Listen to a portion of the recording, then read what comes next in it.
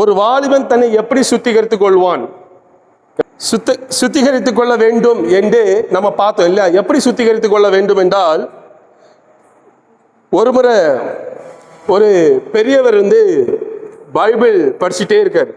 ஒரு பெரியவர் எப்ப பாரு பைபிள் படிச்சுட்டே இருக்கிறாரு. பைபிள் படிச்சோன்னே ஒரு வாலிப தம்பிக்கு ஒரு கேள்வி வந்தது. போய் கேட்கிறான், தாத்தா என்ன எப்போ பார்த்தாலும் பைபிள் படிச்சுட்டே இருக்கீங்களே, எப்படி தாத்தா உங்களுக்கு நீங்க பைபிளை ஃபுல்லா படிச்சு முடிச்சிட்டீங்களா அப்படின்னு சொன்னா. அவர் சொன்னா, இல்லப்பா எனக்கு பைபிள் எல்லாமே மனப்பாடமா தெரியாது அப்படின்னு சொல்றாரு. உடனே அவரு கேட்டா, என்ன பின்ன எதுக்கு தாத்தா நீங்க படிக்கிறீங்க, எப்போ பார்த்தாலும் பைபிள் படிக்கிறீங்க? கேட்டா, வசனம் எனக்குள்ள மனப்பாடம் நான் பண்ணல அப்படின்னு சொல்ல. அவர் சொல்றாரு, நான் 55 வருஷமா நான் பைபிள் படிக்கிறேன், ஆனா முழுமையா படிச்சு முடிக்கலங்கிறாரு. அப்ப அவனுக்குள்ள ஒரு கேள்வி, இத்தனை நாள் எப்ப பார்த்தாலும் படிக்கிறீங்க, படிச்சு முடிக்கலங்கிறீங்க, அப்ப உங்களுக்கு என்னதான் யூஸ் பைபிள் படிச்சு அப்படின்னு கேட்கிறாரு. உடனே அந்த தாத்தா அந்த பையனை, உங்களை மறுபடியும் ஒரு வாலிப பையனை கூட்டு, தம்பிங்க வான்னு சொல்லிட்டு கூட்டிட்டு இந்த மாதிரி ஒரு கூடை எடுக்க சொன்னாரு. அவன் வீட்டுல ஓரமா இப்படி ஒரு மூங்கிலால ஒரு செய்த கூடை இருந்தது. சரியா? எடுத்துட்டு அவர் சொன்னார், அதாவது ஒரு பைப் இருக்கு பாரு, ஆமா அந்த பைப்ல போய் கூட தண்ணி பிடிச்சிடுவான்னு சொன்னாரு. நீ என்ன செய்வீங்க? போவீங்களா? தாத்தாக்கு பைத்தியம் பிடிச்சிச்சுன்னு சொல்லுவீங்க. கரெக்டா? மூங்கில் கூடையில தண்ணி பிடிக்க சொன்னா தாத்தாக்கு கலந்துடுச்சு அப்படின்னு சொல்லி தான் நம்ம நினைப்போம். உடனே என்ன சரி பெரியவர் சொல்றாரு போவோம் சொல்லிட்டு போயிட்டான். பிடிச்சிட்டு வந்தான். தண்ணி நிக்குமா? நிக்காது. வந்தவன மறுபடியும் தாத்தா சொன்னாரு, தம்பி மறுபடியும் போய் பிடிச்சிருவாப்பா, நீ சரியா பிடிக்கல, உனக்கு போய் பிடிச்சிருவா அப்படிங்க. மறுபடியும் போனான். தண்ணி நிக்குமா? நிக்காது. வந்தான். பெரியவராச்சே 2 ட்ரிப்பு கேட்டான். மறுபடியும் போனான். சொன்னாரு போப்பான்னு சொன்னான். போனான். வந்தான். டென்ஷன் ஆயிட்டான். நமக்கே டென்ஷன் வரதான்னு செய்யும்.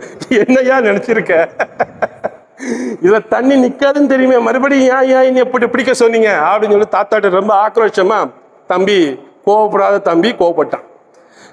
சரி தாத்தா பொறுமையா, அங்க வா தம்பி, எனக்குன்னு தெரியும் தண்ணி நிக்காதுன்னு எனக்கு தெரியும், ஆனா உன்னைய பிடிக்க சொன்ன எதுக்கு தெரியுமா அப்படின்னு சொல்லிட்டு அப்பதான் கதையை சொல்றாரு. நீ முதலாவது பிடிக்க சொன்ன கூட எப்படி இருந்துன்னு கேட்டாரு. அதில் உள்ள கறிக்கொட்டை போட்டு வச்சிருந்தாரு. ரொம்ப கரகருன்னு அழுக்கா இருந்து. சரி ஓகே. 2வது பிடிக்கச்சும் எப்படி இருந்துன்னு கேட்டாரு. கொஞ்சம் அந்த அழுக்கெல்லாம் கொஞ்சம் குறைவா இருந்தது அப்படின்னு சொன்னாரு. 3வது நீ பிடிக்கச்சும் எப்படிப்பா இருந்தது? அழுக்கெல்லாம் போயிட்டு. அந்த கூட கட்டுப்பா. அடுத்த இமேஜ். இப்படி ஆயிட்டு. எப்படி இருந்த கூட எப்படி ஆயிட்டு? இதுதான் வசனம். நீங்க படிக்க படிக்க படிக்க உங்க மண்டக்குள்ள என்ன இருக்குன்னு தெரியாது, ஆனால் உங்களை சுத்திகரிக்கும். அழுக்காக இருந்த கூட எப்படி அழகா பிரைட்டா வெளிச்சமா இருந்திருக்கு பாருங்க.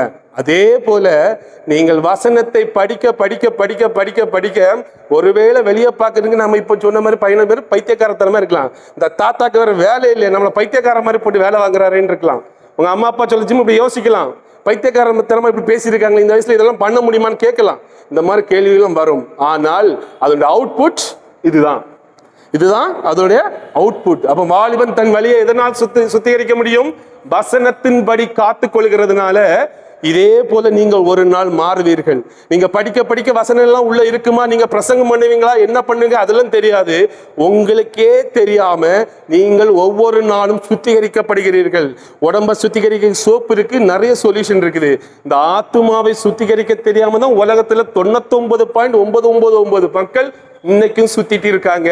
சோ ஆத்துமாவை சுத்திகரிக்க வேண்டும் என்றால் வார்த்தை தான் சுத்திகரிக்கும். அதுவும் கடவுளுடைய வார்த்தை, கர்த்தருடைய வார்த்தை நமக்குள் இருந்தாதான் சுத்திகரிக்க முடியும்.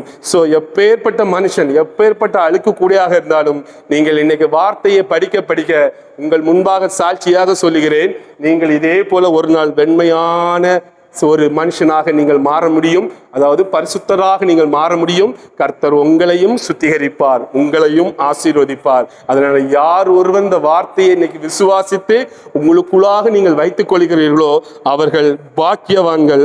சோ நீங்கள் இன்னைக்கு உங்களை பாதுகாத்து கொள்ள வேண்டும். இதே போல